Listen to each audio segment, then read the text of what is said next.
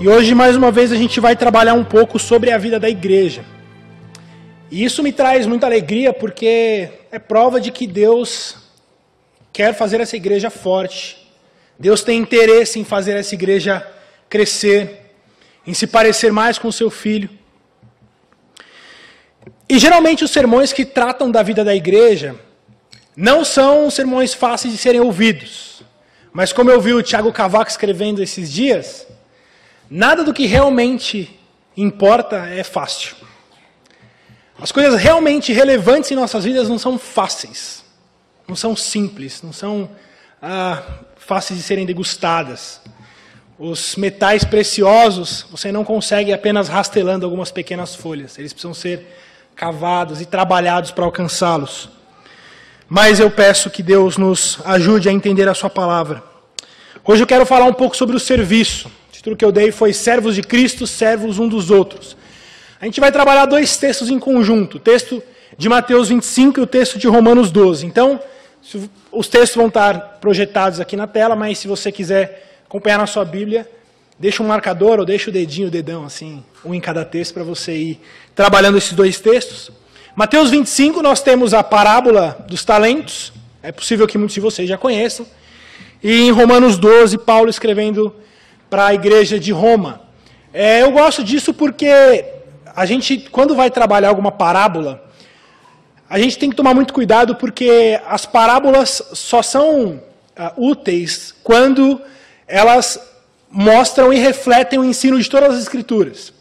É muito comum a gente pegar pessoas que não têm intimidade com a Bíblia e retiram dali uma parábola e querem criar doutrinas e fantasias em cima de uma parábola, mas que não combinam em nada com o ensino de Jesus Cristo. É por isso que hoje a gente vai trabalhar a parábola dos talentos, mas juntamente com ele a gente vai trabalhar um texto doutrinário de Romanos 12. Bom, antes da gente entrar propriamente no texto, eu quero colocar aqui algumas bases para que a gente consiga pensar junto. A primeira base que eu gostaria de colocar é sobre a economia do reino de Deus.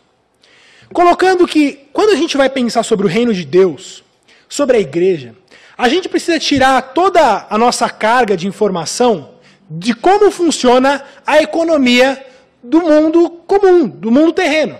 A economia do reino de Deus não funciona na mesma toada ou não caminha no mesmo andar do que a economia do nosso tempo. Por exemplo, eu coloquei aqui somente 2 pontos sobre sucesso e estratégia.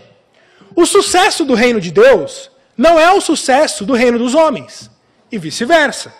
Por exemplo, quando a gente fala de sucesso pessoal, o que é uma pessoa bem-sucedida no nosso mundo? Uma pessoa com uma carreira brilhante? Uma pessoa que conseguiu grandes promoções na sua vida profissional, na sua empresa, era um pobre e empreendeu e criou empresas. Realmente, mas no reino de Deus, o que é o sucesso pessoal?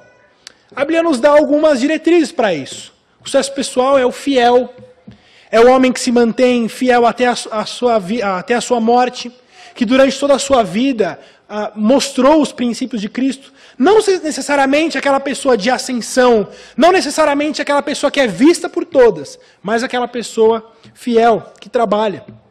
Quando a gente pensa em sucesso ministerial, o sucesso ministerial de um pastor, de um missionário, ou de uma pessoa que trabalha dentro da igreja não pode ser medido, novamente, como um sucesso da empresa. A gente, quando vai medir o sucesso de um CEO ou de um grande gerente do mundo dos negócios, nós queremos saber de números, nós queremos saber de lucros, nós queremos saber da abertura de filiais, nós queremos saber de diminuição de custos, nós queremos saber sobre diminuição de empregos. Mas quando a gente vai para o ministério, ou para a vida dentro da igreja, a nossa mentalidade não pode ser essa. Eu quero saber então, se você é um grande pastor, quantas igrejas você abriu? Ou quantos membros tem a sua igreja? Ou quantos cultos você faz? Ou qual que é a média de contribuição da tua igreja? Será que é assim que Deus mede o sucesso de um ministério? Ou será que Deus está mais interessado na fidelidade de um ministro? Seja ele um pastor de 10 mil pessoas, ou seja ele um pastor de uma igreja de 5 ou 6 membros. O sucesso ministerial tem muito pouco a ver com a quantidade de pessoas que seguem aquele ministro. Jesus com seus principais líderes ali, com seus principais seguidores, tinha 12 discípulos. Nós vemos homens terríveis na nossa sociedade que tiveram milhões e milhares de seguidores. Da mesma forma, a igreja. Uma igreja bem-sucedida não é uma igreja numérica, não é uma igreja com gente rica, não é uma igreja de um espaço fantástico, mas o que faz uma igreja bem-sucedida, novamente, é a fidelidade ao Senhor. Isso tem a ver com estratégia. Se o nosso sucesso, se para alcançar sucesso no reino de Deus, aos olhos de Deus, nós não podemos usar os mesmos princípios dos homens, a nossa estratégia para chegar até lá não vai ser a mesma. Por isso, na vida da igreja, a gente não pode usar a nova tendência mundial sobre crescimento de novos negócios. A gente não vai usar a mentalidade empresarial para lidar com os assuntos da igreja.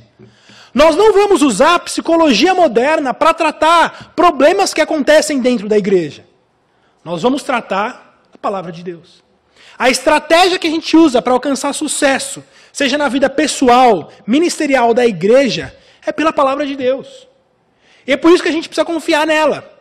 Porque chega momentos na vida da igreja em que parece que a Bíblia não é mais suficiente. Como a gente ouviu hoje de manhã. Como que a gente trata pecados que acontecem dentro da igreja? Olha, a orientação bíblica, ela é um tanto difícil. Ela nos coloca em situações desconfortáveis. E muitas vezes, pode ser que a gente queira usar a psicologia moderna. Não, talvez a Bíblia esteja um pouco desatualizada. Talvez seria bom a gente pegar a ideia desse psicólogo ou daquele grande filósofo. Que tal a gente usar isso? Não. Deus estabeleceu os meios pelos quais Ele abençoa a igreja. Por isso, essas são as duas primeiras bases para a gente pensar essa noite. O sucesso do reino de Deus não é o sucesso do reino dos homens. E para alcançar esse sucesso, só há um caminho. Ouvindo o conselho da palavra de Deus.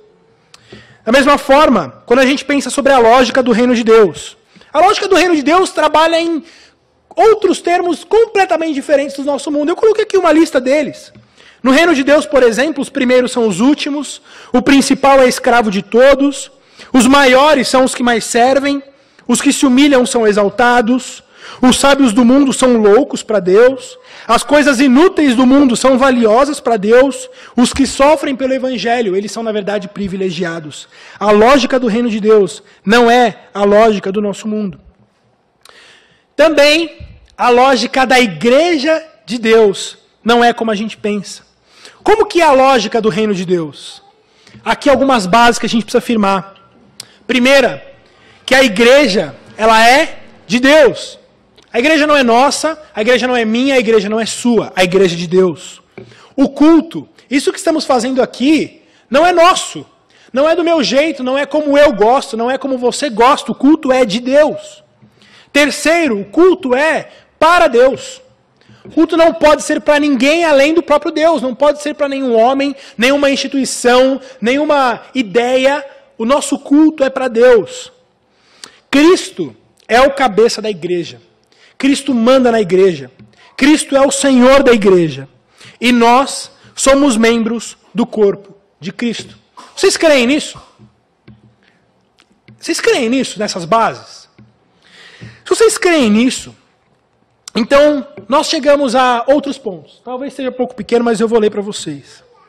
Se a igreja é de Deus, se o culto é de Deus, se o culto é para Deus, se Cristo é o cabeça da igreja, e se somos membros do corpo de Cristo, logo, não é do meu jeito, não é do seu jeito. É do jeito de Deus. Não é do jeito que for mais agradável para mim. Não é do jeito que eu gosto mais, ou que eu me sinto mais confortável. É da forma ou da estratégia que Deus estabeleceu em sua palavra. Segundo, Cristo morreu por essa igreja. E por isso, devemos viver por ela. Vamos trabalhar isso um pouquinho mais para frente. E terceiro, membros não são clientes, são servos. Gente, a igreja ela não é regida pelo Código de Defesa do Consumidor. Nenhum membro pode vir à igreja como consumidor, vir a assistir um culto, vir a usufruir dos benefícios da igreja. Não, a igreja não funciona nessa lógica. Se você está na igreja ou se você está chegando à igreja, tire da sua cabeça essa mentalidade de clientela. Você não veio assistir um culto, você veio prestar um culto. Você não está numa igreja, você faz parte de uma igreja. Isso quer dizer que os problemas da igreja são problemas que dizem respeito a você e a mim. Nós não estamos aqui para consumir ou criticar ou olhar a igreja como alguém de fora para dizer, olha, eu preferia algo mais desse jeito ou mais daquele jeito, por isso eu vou trocar essa igreja por aquela outra que parece um pouco mais agradável para mim. Não. A igreja não é uma relação de cliente e fornecedor. A igreja são membros, são servos que servem uns aos outros. Nessa lógica da igreja de Deus, é como o André falou hoje de manhã. No mundo, as pessoas dizem, não se meta na minha vida. Cada um tem sua vida, você não se mete na minha vida. A igreja de Deus é um se metendo na vida do outro. É um auxiliando a vida do outro. É um trabalhando pela vida do outro. Vamos explorar esses pontos um pouco mais agora no texto que a gente vai ler. Mateus 25. Jesus começa então contando essa parábola. Ele diz, porque isso é também. Bom, se Cristo começa dizendo se isso é também, ele está se referindo a algo que ele já disse antes. Jesus vem aqui de uma sequência de parábolas. Lá em um versículo 1, capítulo 25, versículo 1, Jesus diz, então o reino dos céus será semelhante. E aí Cristo então começa a nos dizer algumas parábolas. E quando ele chega aqui no versículo 14, é uma dessas parábolas. Ou seja, o reino de Deus é também, né? Porque isto que? O reino de Deus é também. Ou seja, Jesus está nos ensinando aqui sobre a lógica do reino de Deus. Nós vamos aprender um pouco como que funciona a lógica do reino de Deus. Então, o reino de Deus é também como o quê? Ele diz, como um homem que partindo para fora da terra, chamou os seus servos e entregou-lhes os seus bens. Jesus começa a contar essa parábola, comparando o reino de Deus com um homem, um dono de propriedades, que vai viajar, vai sair por um tempo, chama os seus servos e entrega aos seus servos os seus bens. Nós vamos ver aqui que a palavra de Deus usa a palavra talentos. Talentos era uma quantidade de dinheiro. E uma quantidade muito grande de dinheiro. Um talento significava muito dinheiro. E é interessante porque hoje, nos nossos dias, talento significa habilidades, um dom que você tenha. Mas talento só tem esse significado nos nossos dias por causa da parábola. É porque essa parábola se tornou conhecida, a aplicação dessa parábola se tornou conhecida, que hoje, quando a gente usa talento, na verdade a gente está fazendo referência exatamente à aplicação dessa parábola. Esse servo, então, esse dono das propriedades, chama os seus servos e entrega a cada um deles uma grande quantidade de bens. Olha, Jesus está dizendo que ele chamou os seus servos, a cada um de nós, e entregou a cada um de nós uma grande quantidade de bens. Lá em Tiago 1,17 diz que toda boa dádiva e todo dom perfeito vem do alto, descendo do Pai das luzes. Deus entregou bens para você. Deus entregou talentos a você. Deus entregou dádivas a você. Mas a primeira coisa que você pode se perguntar é: eu não sei se eu recebi algo de Deus que possa ser útil aos outros. Eu não sei se eu recebi algum talento. É verdade que a parábola diz que o Senhor chamou os seus servos, entregou talentos a eles, mas quando eu olho a minha vida, eu não tenho certeza se eu recebi algum talento. Mas continuando a parábola, o texto diz que ele chamou os seus servos e deu 5 talentos a um, a outro 2 e a outro 1, e a cada um segundo a sua capacidade. Alguns pontos aqui. Primeiro, o dono dessa terra chama todos os seus servos, entrega bens a todos eles. Mas há um ponto aqui de atenção. Ele entrega quantidades diferentes a cada um deles. Para um ele dá 5 talentos, a outro ele dá 2 talentos, e a outro ele dá 1 talento. E veja, a cada um segundo a sua capacidade. O Senhor é dono de tudo. E Ele não tem obrigação nenhuma de dar bem nenhum a ninguém. Ele dá porque é gracioso. Ele não tem obrigação nenhuma de dar a mesma quantidade de bens a cada um de seus servos, não. O Senhor distribui bens de acordo com a sua própria vontade, de acordo com a capacidade. Veja lá em Romanos 12, 3 e 6, diz que, porque pela graça que me é dada, Paulo dizendo aos romanos, digo a cada um dentre vós que não pense de si mesmo, além do que convém, antes pense com moderação, conforme a medida de fé que Deus repartiu a cada um. Até a fé, que é um dom de Deus, Deus dá a medida de fé diferente a cada um. Deus dá bens diferentes a cada um. Mas veja que para Paulo dizer isso, olha, não é motivo de vanglória isso. Se você foi aquele que recebeu 5 talentos, não pense de si mesmo mais do que convém. Porque foi Deus que deu todas as coisas. Foi Ele que deu todos os bens. Foi Ele que entregou todos os talentos. No versículo 6 diz que, de modo que tendo diferentes dons, segundo a graça que nos é dada. O que Paulo está dizendo é, todos nós recebemos dons. Todos nós. Acredite nisso. Você recebeu um dom. Você recebeu um talento. Por menor ou por pequeno que seja, Deus te deu um dom. E é isso que Deus tem trabalhado com a gente hoje aqui nesse texto. Então, Ele chama os seus servos e entrega talentos diferentes a cada um deles. E aí diz o texto que então ele se ausenta para longe. Uma coisa interessante aqui. A parábola diz que esse servo se ausentou para longe. Como eu disse, a parábola ela deve ser lida e entendida com base doutrinária de toda a Escritura por trás disso. E sabe o que é fantástico?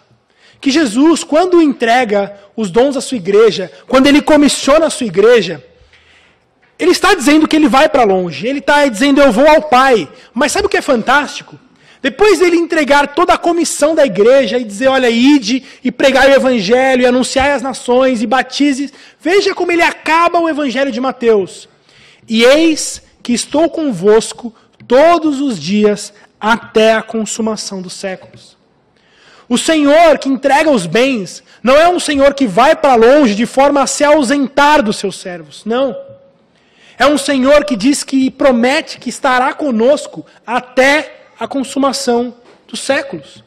Deus não entrega dons à sua igreja, Deus não entrega dons para que a gente trabalhe sozinhos, sem esperança, sem ver a ação do nosso Senhor conosco. Não, pelo contrário, Cristo, o próprio Cristo, capacita a sua igreja. Capacita a sua igreja e Ele promete estar com a gente até a consumação dos séculos. A parábola continua dizendo que, tendo Ele partido, o que recebera 5 talentos, negociou com eles e granjeou outros 5 talentos. Da mesma sorte, o que recebera 2, granjeou também outros 2. Mas o que recebera 1, foi e cavou na terra e escondeu o dinheiro do seu senhor. Então, nós temos aqui, de forma geral, 2 tipos de trabalhador, ou 2 tipos de servos. Nós temos os servos que trabalham, os servos que trabalharam, que foram aqueles que receberam 5 e 2 talentos. Que eles pegaram seus talentos, negociaram, trabalharam, foram ao mercado, investiram e multiplicaram aquilo que receberam. E nós temos um segundo tipo de servo, que é o servo que cavou na terra e enterrou o talento. Nós temos aqui 2 tipos de pessoas. Pessoas que receberam os seus dons, receberam seus talentos e trabalham, e servem a igreja, e multiplicam. E temos aquele tipo de pessoa que recebe o seu talento, enterra e guarda, e não trabalha. E muito tempo depois, veio o Senhor daqueles servos e fez conta com eles. Irmãos, a parábola nos diz que o Senhor dessa terra volta e faz conta com eles. A Bíblia nos ensina que cada um de nós responderá individualmente pelas nossas obras. cada um de nós responderá individualmente por aquilo que nos foi entregue, pelos seus dons, pelos seus talentos. Você prestará contas diante de Deus daquilo que recebeu, da sua saúde, do seu dinheiro, da sua casa, da sua vida. A minha pergunta é: o que você tem feito com as bênçãos que Deus te deu?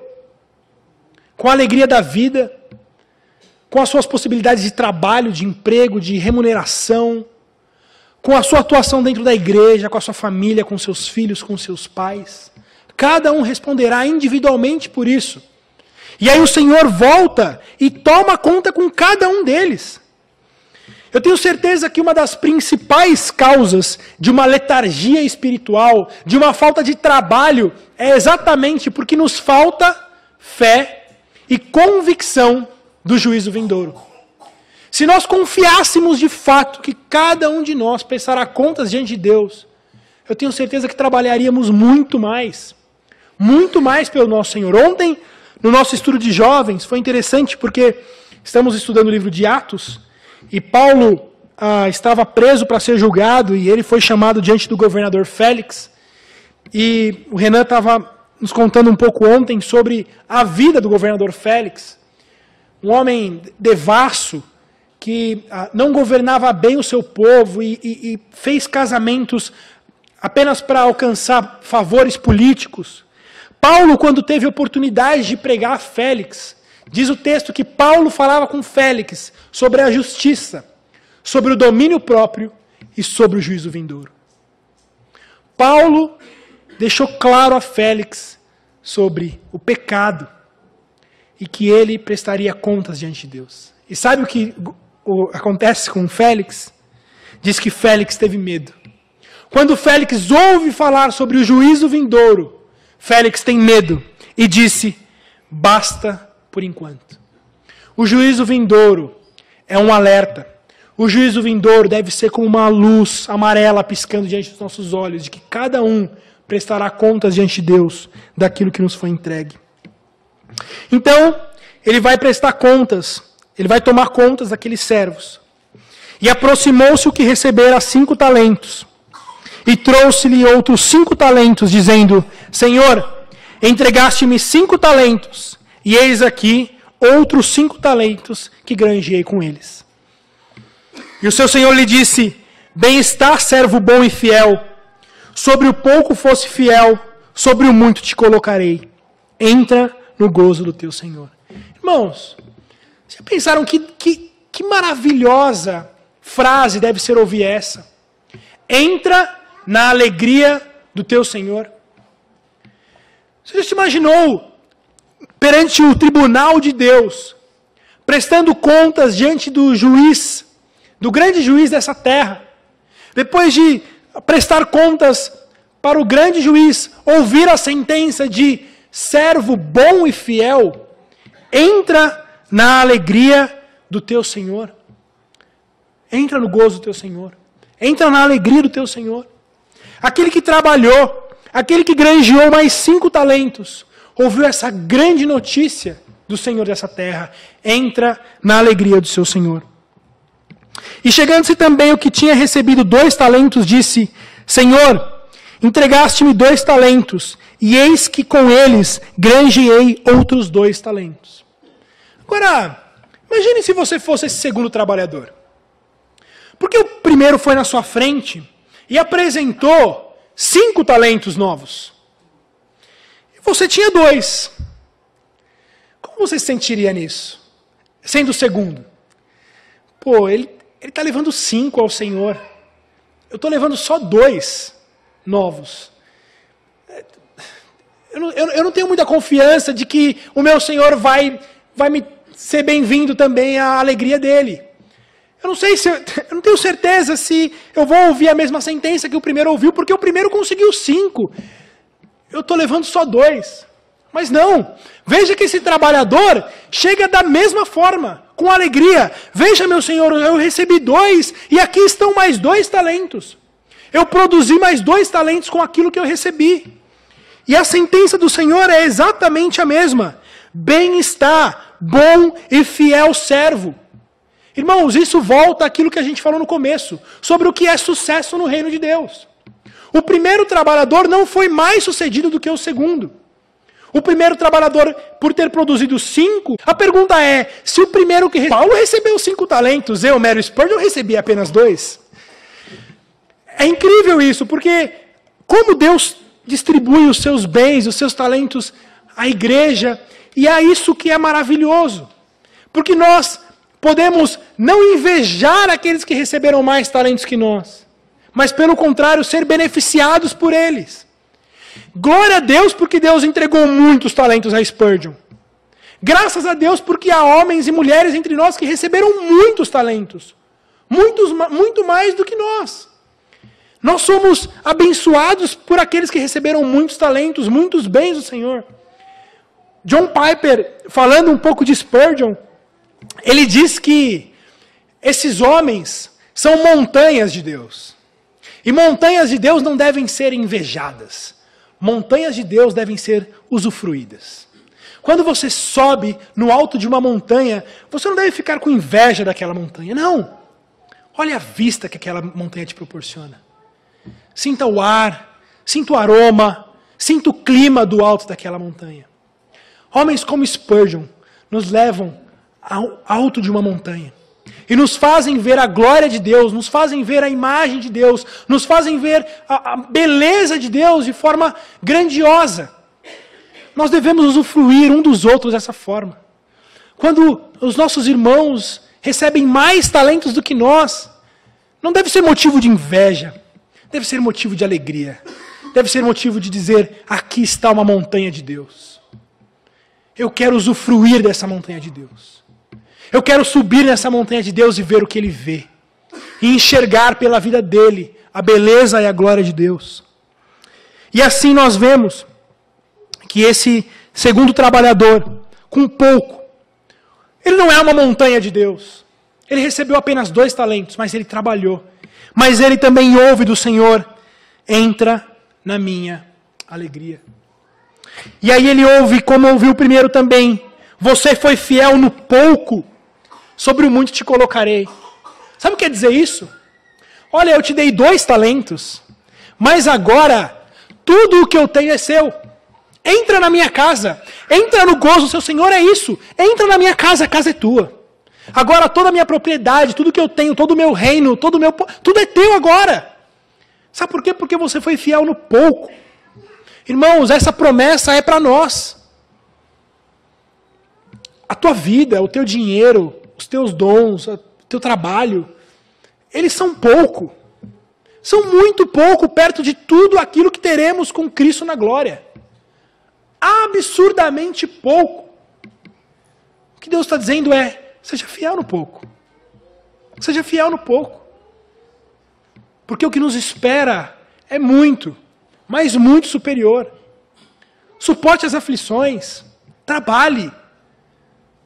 Não seja preguiçoso. Não seja arrogante, querendo juntar. Não! Seja fiel nesse pouco que você tem hoje. Que já nos parece tanto. Mas o Senhor está dizendo, é pouco. Eu tenho muito mais para te dar. Mas chegando-se também o que recebera 1 talento.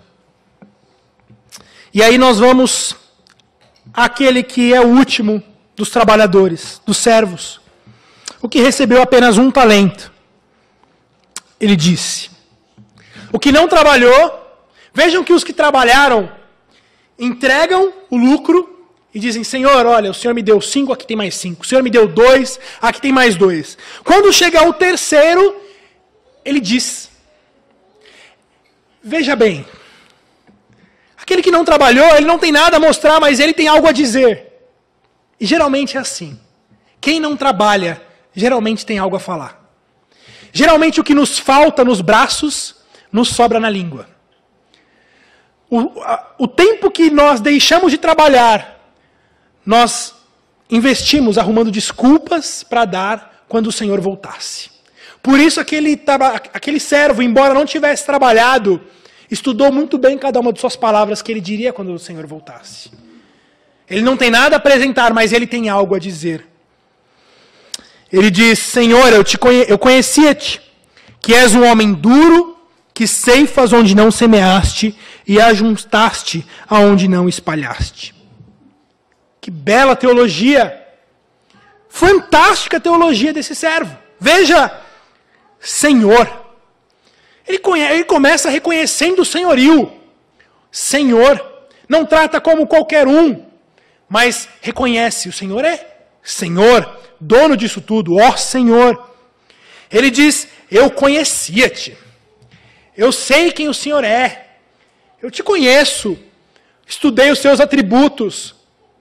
Conheço o que o Senhor gosta. Ele diz também: sei que és um homem duro. Sei que o Senhor é um Deus zeloso. Sei que o Senhor é um Senhor de terra rígido.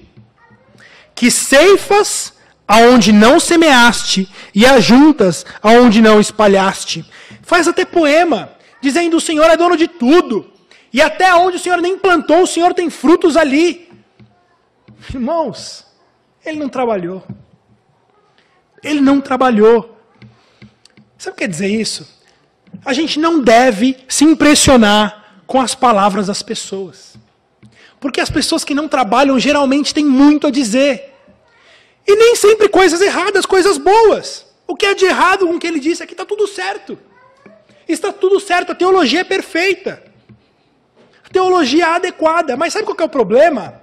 A vida desse servo não reflete as palavras que ele diz. A vida dele, o trabalho dele, não combinam com o discurso que ele professa. E esse é o retrato de muitas pessoas dentro da igreja. A teologia é adequada. Sabem falar sobre Deus, sabem falar os atributos de Deus, sabem sobre as Escrituras, sobre doutrinas, é capaz de ensinar, é capaz de defender uma tese, ok, mas na vida, no trabalho, no serviço, nós não vemos nada, absolutamente nada. Embora ele reconheça o senhorio de Cristo com sua boca, o senhorio de Cristo não é verificado no seu trabalho. Embora ele afirme que o Senhor é um Senhor rígido, ele não crê que Deus é tão rígido assim, porque se fosse, ele teria trabalhado. Ele diz que o Senhor é dono de tudo e que vai tirar proveito de tudo, mas isso não se mostra no seu trabalho. Como o Tiago Cavaco diz, quem não trabalha, os preguiçosos, são bons em racionalizar, mas isso não quer dizer que eles sejam bons em raciocinar. Eles racionalizam o pecado, mas o seu raciocínio é fraco, porque as suas palavras não são nada quando comparadas com a sua vida. Irmãos, isso agora é um momento para cada um olhar para a sua própria vida, para que eu olhe para a minha própria vida. Porque aquilo que a gente ouve aqui domingo após domingo, nos estudos, aos sábados, no grupo de terça-feira, no grupo de Moema, nos seus estudos individuais, na sua casa, na leitura bíblica, tudo isso é valioso e deve continuar. Mas, meus irmãos, se parar por aí, é tempo perdido. É como esse servo. Isso só vai ajudar para que você tenha um discurso muito bonito, mas que não vai se sustentar perante o juiz de toda a terra. Você saberá se portar diante dele e ter uma teologia perfeita diante dele. Mas se isso não se mostrar na sua vida, no nosso trabalho, nos frutos que nós produzimos para o reino de Deus, isso não tem valor nenhum. Veja que lá em Romanos 12:1, Paulo dizendo aos romanos: rogo-vos, pois, irmãos, pela compaixão de Deus, que apresentei os vossos corpos em sacrifício vivo, santo e agradável a Deus, que é o vosso culto racional. É interessante que Paulo diz que nós devemos apresentar os nossos corpos. Isso porque havia uma heresia circulando ali a igreja primitiva do ascetismo. A heresia que diz que é o seguinte, o que importa é o nosso espírito. O que importa é a nossa alma. Nosso corpo não presta para nada. Isso quer dizer, os pecados que a gente comete no corpo não tem problema nenhum. Porque o nosso espírito pertence a Deus. Paulo está dizendo, olha, eu rogo que vocês apresentem. E esse verbo aqui, apresentar, ele está fazendo ligação com os sacrifícios do Antigo Testamento. Quando eles apresentavam sacrifícios, ele diz, olha, então apresentem os vossos corpos. O que Paulo está dizendo é, Deus não quer somente o teu coração. Deus não quer somente a tua mente. Nós devemos nos entregar completamente ao Senhor. Porque muitas vezes a gente não trabalha, e aí a gente fica com aquela autodesculpa na nossa mente. O que importa é o meu coração. Meu coração pertence a Deus. Eu não tenho trabalhado, é verdade que eu não tenho produzido nada para o reino de Deus, mas o que importa é que meu coração é de Deus. Deus sabe, Deus vê o meu coração é dele. Não! Paulo está dizendo, olha, apresentem os vossos corpos. Isso quer dizer, apresenta tudo. Não é só a tua mente que é de Deus. Tudo tem que pertencer a Deus. A tua vida, o teu dinheiro, o teu emprego, a tua família, o teu casamento, os teus filhos, os teus dons, os teus talentos, tudo é de Deus. Tudo é dele, ele é Senhor de tudo. Seja fiel no pouco. Isso é pouco. Lembre-se, isso é pouco. Não olhe disso, vou ter que entregar tudo ao Senhor. Não, isso é pouco, irmãos. Perto daquilo que nos está prometido. Com Cristo na glória. Por isso que Paulo diz, olha, apresentem tudo o que vocês têm. E aí a gente volta aqui para a parábola. O trabalhador ali faz a sua desculpa, e aí diz que então ele, atemorizado, escondeu na terra o talento. Senhor, como o Senhor é muito rígido, como o Senhor é um homem muito duro, eu fiquei com medo e não trabalhei.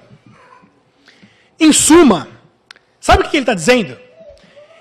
Senhor, eu não trabalhei, mas a culpa é sua. É isso que ele está dizendo. Olha, como eu sei que o Senhor é muito duro, como eu te conhecia, como eu sei que o Senhor planta onde o Senhor colhe onde o Senhor não plantou, por isso eu fiquei com medo e não trabalhei. A culpa então é sua. A culpa da minha falta de trabalho é de Deus. E parece absurdo, mas isso acontece na igreja. Isso acontece em nossas vidas. Eu não tenho capacidade de fazer esse trabalho. Esse trabalho é muito grande para mim. Quem sou eu perto disso? O Senhor é muito rígido, o Senhor é muito zeloso. Eu não vou me envolver trabalhando pela igreja de Deus, não. Vai que dá algum problema aqui. Gente, não é incomum que quando a gente vai começar a estudar as Escrituras e ver o zelo que Deus tem pelo trabalho e ver como Deus é zeloso realmente, algumas pessoas falam assim, então é melhor nem trabalhar. É melhor nem trabalhar. Veja, por exemplo, nesse relato lá, quando o rei Saul, ele oferece um sacrifício que não deveria ser oferecido, Samuel diz, tem porventura ao Senhor tanto prazer em holocaustos e sacrifícios, como em que se obedeça a palavra do Senhor? Eis que o obedecer é melhor do que o sacrificar, e o atender melhor do que a gordura de carneiros.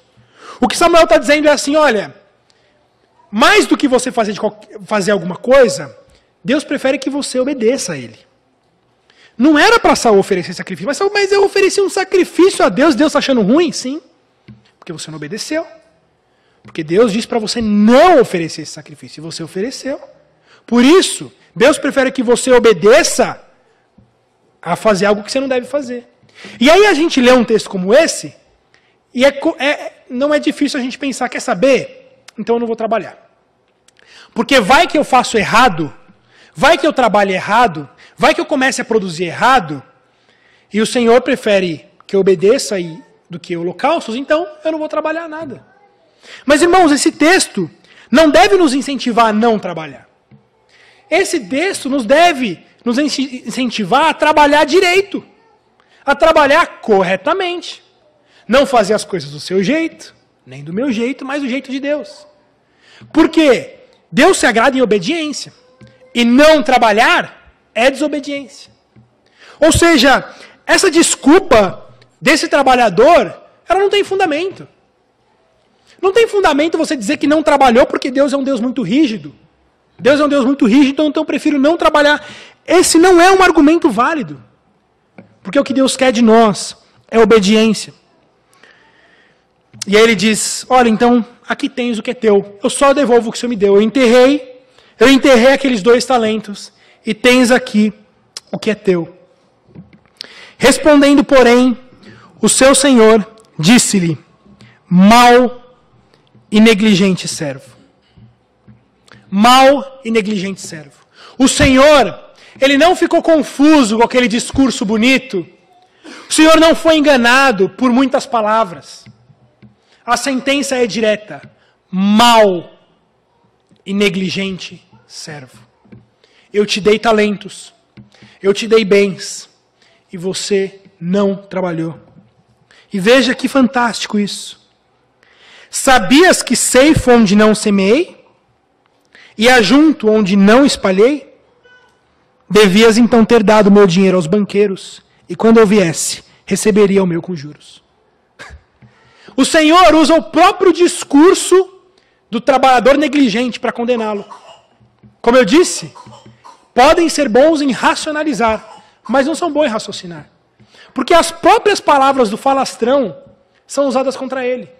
Ué, você não sabia então que eu colho onde não ceifei? Que tudo é meu? Então por que pelo menos o senhor não pegou os talentos e deu nos banqueiros para que eu agora tivesse o meu com juros? Mas nem isso. Você enterrou. Agora o que eu te dei vale menos do que eu te dei. Só a inflação já acabou, diminuiu o que eu te dei. Está dizendo, se você sabia de tudo isso, que eu sou o Senhor, que eu sou rígido, que tudo isso, então por que você não trabalhou? Você é mau e negligente. Lá em Provérbios 18:7 diz que a boca do tolo é a sua própria destruição e os seus lábios um laço para a sua alma. Meus irmãos, falemos menos. Falemos menos e trabalhemos mais. Na igreja, vamos falar menos. Vamos criticar menos. Vamos arrumar menos problema e vamos trabalhar mais.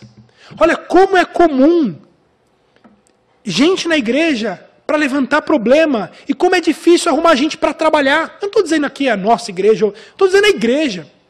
Como a vida da igreja é difícil nesse sentido. Porque existe esse clima de clientela. Eu acho que a igreja não é legal por causa disso. Que tal você então, se você tem visto isso, por que então você não pode se levantar para ajudar nesse trabalho? Porque se levantar para falar, se levantar para criticar, se levantar para apontar problemas, isso é a coisa mais fácil que tem. Isso é a posição mais confortável que há. Mas agora, se levantar para se oferecer como solução para o problema, aí é difícil. Aí é difícil pessoas dizendo, olha, eu estou disposto a usar os meus talentos para o crescimento da igreja.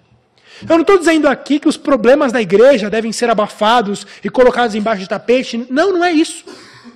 O que eu estou dizendo é, Deus tem te mostrado um defeito da igreja? Deus tem te mostrado um problema na igreja? Pode ser que Deus esteja incomodando a sua vida para que seja uma solução para Ele. Não uma solução para os outros. Não que alguém se levante aí para resolver esse problema. Olha, você tem sentido falta de alguma coisa na igreja? Ou algum problema da igreja? Que tal esse problema ser levantado por você, mas a solução também ser levantada pela sua vida? Porque falar não produz nada. A boca do tolo é a sua própria destruição. Aquele que só fala e não trabalha, ele é um servo mau e negligente. E aí ele ouve a sentença do Senhor. Tirai-lhe, pois, o talento e dai ao que tem os 10 talentos. Porque a qualquer que tiver, será dado, e terá em abundância. Mas ao que não tiver, até o que tem, lhe será tirado. Que sentença pesada. Você não trabalhou? Então eu vou tirar o seu 1 talento e dar àquele que produziu mais 5. Aquele que tem 10. Porque aquele que tem, será lhe dado mais. E o que não trabalhou, até o que tem, lhe será tirado. Irmãos, quanto mais a gente trabalha, quanto mais a gente usa os nossos talentos, mais a gente usa os nossos dons, a promessa de Deus é que mais o Senhor vai dando, mais o Senhor vai nos capacitando, mais o Senhor vai nos equipando. E por outro lado, quanto menos a gente trabalha, mais a gente perde. Menos talento a gente tem. menos dons a gente tem, mais atrofiados vamos ficando. E aí pode ser que você diga, ok, eu entendo a seriedade disso. Eu entendi como a questão é séria. Mas eu não sei qual que é o meu talento. Eu não sei qual é o meu dom. Eu não sei como eu posso abençoar a igreja. E a gente vai então para o segundo problema. Eu entendi que todos têm um dom, que todos receberam dons diferentes, em quantidades e qualidades diferentes entre nós, e que todos devemos trabalhar. Todos estão comigo aqui? Todos concordam com isso? Então a gente chega no próximo problema. Bom, então, o que eu recebi? Qual é o meu dom, então? Lá os Romanos, Paulo diz assim, de modo que tendo diferentes dons, segundo a graça que nos é dada, se é profecia, seja ela segundo a medida de fé.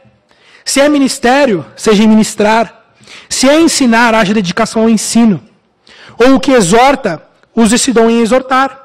O que reparte, faça-o com liberalidade. O que preside, com cuidado. O que exercita misericórdia, com alegria. Paulo não dá uma lista completa de todos os dons possíveis e imagináveis na igreja, não. Paulo dá uma lista aqui exemplificativa de alguns dons. Mas o que nós temos aqui é um princípio. Paulo está dizendo, olha, se o seu dom é de profecia, então profetize. Se é de ministrar, ministre. Se é de exortar, exorte. Se é de ajudar os outros, ajude. Se é de exercer misericórdia, exerça misericórdia. Paulo está dizendo, olha, sabe como você descobre o seu dom? Trabalhando, fazendo, exercendo, se movimentando. O próprio Deus te mostrará o que você deve fazer. Os seus próprios olhos identificarão dificuldades na igreja e o seu dispor de eis-me aqui, Senhor, usa-me a mim, vai te mostrar os dons que Deus tem te capacitado. Veja aqui que ele fala no dom da misericórdia. Eu nunca vi alguém dizendo, acordei, eu acho que eu recebi o dom da misericórdia hoje. Acho que eu tenho o dom da misericórdia. Não! Sabe como o dom da misericórdia é percebido? Quando nós estamos na igreja e vemos alguém ao nosso lado precisando de misericórdia. E o nosso coração se dói com aquilo. E nós vamos a ele e mostramos misericórdia. Veja, Deus te deu o dom da misericórdia. Porque Deus te deu olhos para ver pessoas que precisam de misericórdia. Você vê pessoas precisando ser ensinadas e você sente o desejo de ensinar aquelas pessoas. Deseja que aquelas pessoas cresçam em conhecimento e você vai e ensina aquelas pessoas. Veja, Deus te deu o dom do ensino. Mas percebam, cada um desses dons são dons para serem usados pelo bem dos outros, não para o seu bem. Porque não é incomum que na igreja as pessoas procurem os dons de maior evidência. A pessoa chega aqui na igreja e diz, olha, eu tenho o dom do ensino. Você tem o dom do ensino? Que legal. Nós temos um grupo de crianças aqui de 4 anos precisando de um... não, mas não é esse dom de ensino que eu estou me referindo. Não?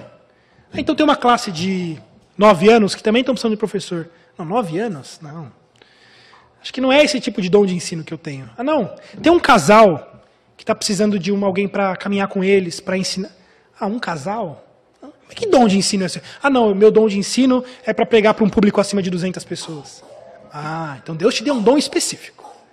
O seu dom de ensino só funciona em grandes auditórios. Isso quer dizer que nós não estamos muito interessados no dom ou no trabalho. Nós estamos interessados na promoção pessoal, em aparecer, na evidência. Isso quer dizer, meus irmãos, que qualquer um desses dons aqui, ele pode alcançar você. A sua oração deve ser, Senhor, então me dê olhos para ver. Me dê olhos para ver aonde há necessidade do seu povo. E me coloque, Senhor, à disposição. Me dê discernimento para identificar problemas. E que o Senhor me dê disposição no coração para estar ali. Seja para oferecer misericórdia, ou seja para ensinar um casal precisando de ensino, ou uma criança. Seja para contribuir com alguém que está precisando. Ou seja para presidir, ou seja para ministrar. Eu não sei. Senhor, me ensina, me ajuda. Mas o que Paulo está dizendo é, você quer saber o seu dom, o seu talento? Então, venha usá-los na igreja. O que não falta é oportunidade para usar os seus talentos. O que não falta é isso. O que pode faltar são olhos para ver. Olhos para que vejam isso. Talvez você não se sinta capacitado para ensinar. Mas você perceba que talvez você podia chegar um pouco antes do horário do culto para receber as pessoas.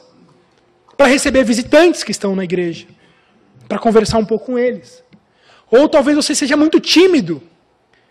E você, eu não tenho muito dom disso, mas se quiser eu estou à disposição para chegar antes e fazer um café, preparar uma bolacha para servir as pessoas. Ótimo! Deus te deu esse dom. Olha, isso para mim, eu não tenho muita habilidade com isso, mas eu posso me dispor a buscar os irmãos e se precisar sair da minha rota para buscar alguém para trazer para a igreja, eu estou à disposição disso. Graças a Deus por isso, isso é um dom que Deus pode estar te dando. Veja, são olhos para ver que nos faltam. Olhos para identificar faltas na igreja, problemas na igreja, que vai nos mostrar o dom que Deus tem te levantado. Aonde Deus tem te encaminhado para seguir. Aonde que Deus quer que você exerça o seu dom. Ok, eu descobri então como que eu posso descobrir o meu dom, mas eu vou para um próximo problema.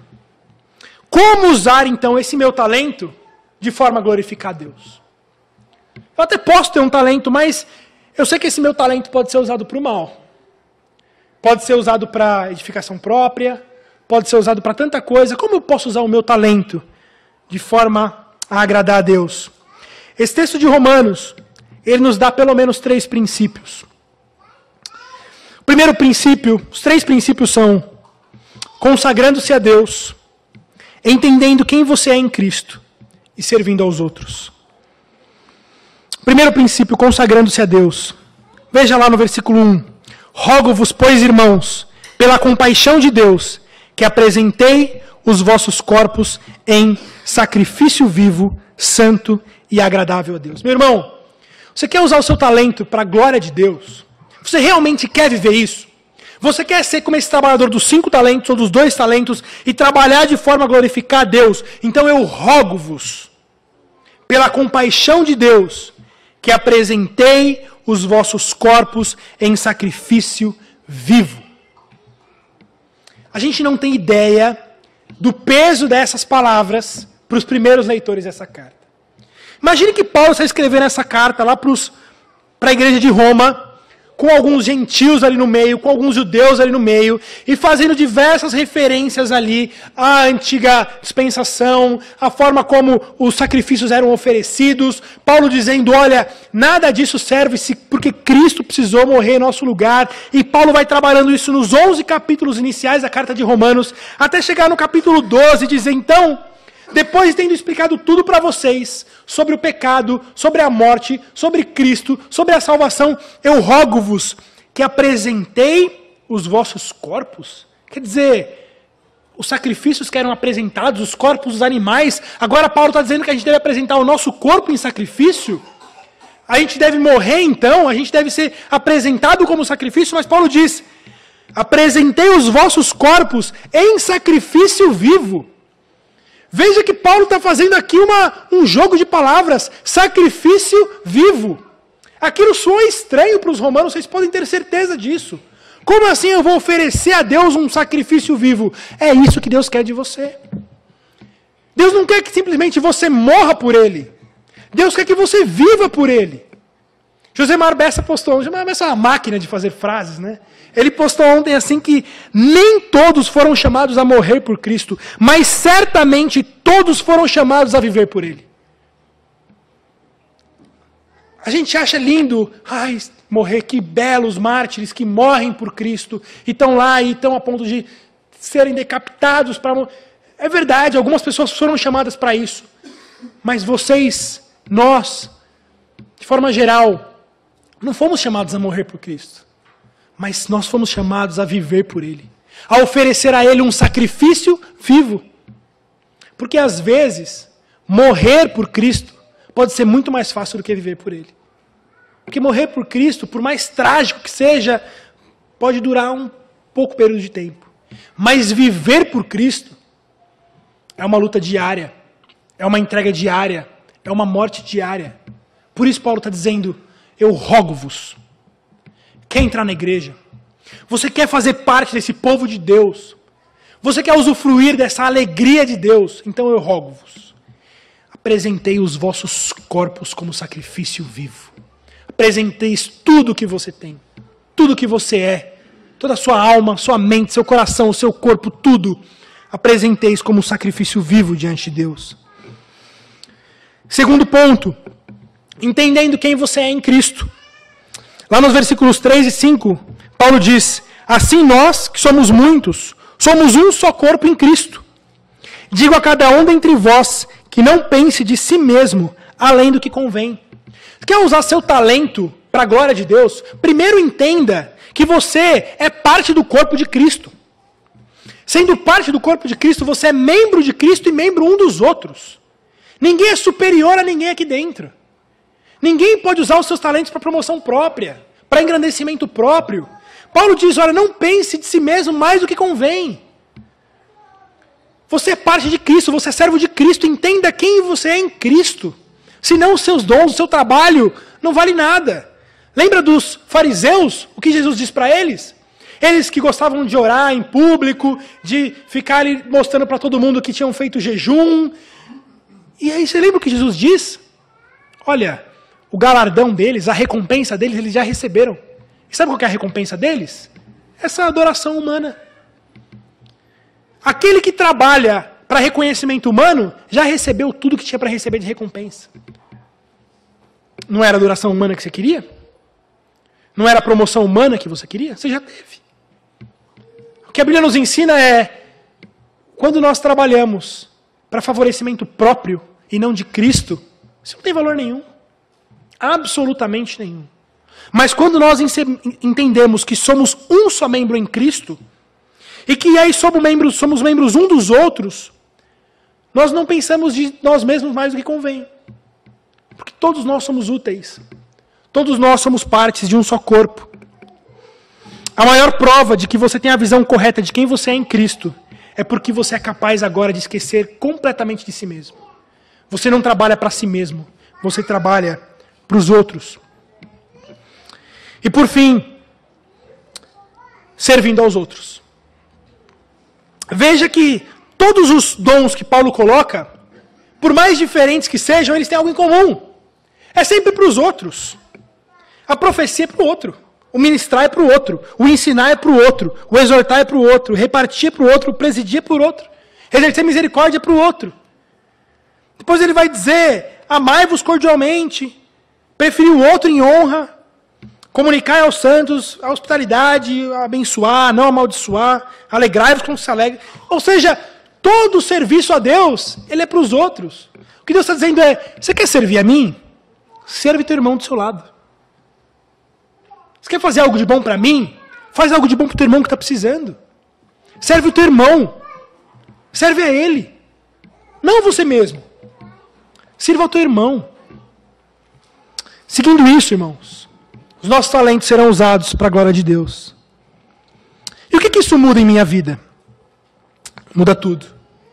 Porque aquele que trabalhou, aquele que trabalha, ele ouve, servo bom e fiel. Foste fiel no pouco, sobre o muito te colocarei. Entra no gozo do teu Senhor. Aquele que trabalha, ele ouve que aquele que trabalha, ele experimenta a boa, perfeita e agradável vontade de Deus. Esse é o preço daqueles que trabalham, daqueles que se apresentam como sacrifício vivo diante de Deus. Mas ao que não trabalha, ele ouve essa sentença. Lançai, pois, o servo inútil nas trevas exteriores. Ali haverá pranto e ranger de dentes. Aquele que não trabalha, aquele que não se entregou como sacrifício vivo diante de Deus, a sentença é a mais terrível de todas. Lançai o servo inútil, onde haverá pranto e ranger de dentes.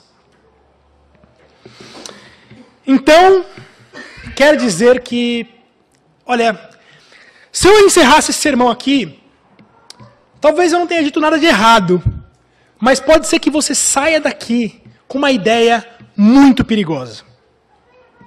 Com uma ideia terrivelmente perigosa. A ideia de que então quer dizer que se eu trabalho, eu sou salvo. Eu sou bem-quisto por Deus. Eu sou aceito por Deus. E se eu não trabalho, se eu sou um servo mau e negligente, então eu sou lançado nas trevas exteriores, nas trevas. Mas não é isso. Romanos 3, 10 a 20. Não há um justo, nenhum sequer. Não há ninguém que entenda. Não há ninguém que busque a Deus. Todos se extraviaram e juntamente se fizeram inúteis. Não há quem faça o bem, não há nenhum só. Ora, nós sabemos que tudo o que a lei diz, aos que estão debaixo da lei o diz, para que toda boca esteja fechada e todo o mundo seja condenável diante de Deus. Por isso, nenhuma carne será justificada diante dele pelas obras da lei, porque pela lei vem o conhecimento do pecado. Sabe o que estamos vendo aqui? Olha, na verdade, ninguém é capaz de trabalhar. Na verdade, com tudo que Deus deu para nós, todos se extraviaram. Todos merecem ouvir de Deus a sentença de morte. Porque aqui, quando nós vamos à lei, nós vemos a consciência do pecado para que toda boca se cale diante de Deus e para que todo o mundo seja condenável diante de Deus. Fazendo mais uma vez uso de uma frase do Josemar Bessa, a boa notícia é que Deus não nos deu uma segunda chance. Deus não diz assim, olha, todos vocês falharam, todos pecaram, todos se fizeram inúteis, então todos agora terão uma segunda chance. Não. Deus não nos dá uma segunda chance. Deus nos dá Cristo. Deus nos dá Cristo. Aí ele diz, mas agora se manifestou sem a lei a justiça de Deus, tendo o testemunho da lei e dos profetas. Isso é, a justiça de Deus pela fé em Jesus Cristo, para todos e sobre todos os que creem, porque não há diferença. Porque todos pecaram e destituídos estão da glória de Deus, sendo justificados gratuitamente pela sua graça, pela redenção que há em Cristo Jesus. Irmãos, essa mensagem é uma mensagem de esperança. Se você olha para a sua vida e vê como você tem falhado em trabalhar pelo Senhor, entregar-se como sacrifício vivo diante do Senhor, você não é chamado a sair daqui e começar a trabalhar, achando que com isso você vai alcançar um lugar nos céus. Não. Você é chamado a se arrepender diante de Deus, a reconhecer que você é um servo inútil, mau e negligente, e que você usou todos os bens que Deus te deu para o seu próprio deleite, para a sua própria promoção, para o seu próprio bem.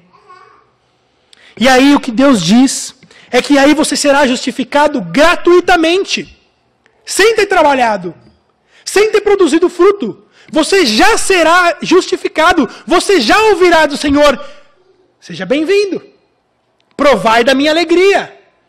Como assim? Como assim agora no final você muda tudo? Dizendo que, então quer dizer que sem eu ter trabalhado, gratuitamente, eu vou ouvir essa maravilha de Deus? Sim. Sabe por quê? Porque Cristo trabalhou em nosso lugar. Porque Cristo fez o penoso trabalho. Cristo fez o penoso trabalho. E cumpriu a exigência que eu não cumpri, que você não cumpriu. Por isso, clame a Deus, por misericórdia, por graça, para que Ele te salve, para que Ele te perdoe. E aí, vai trabalhar.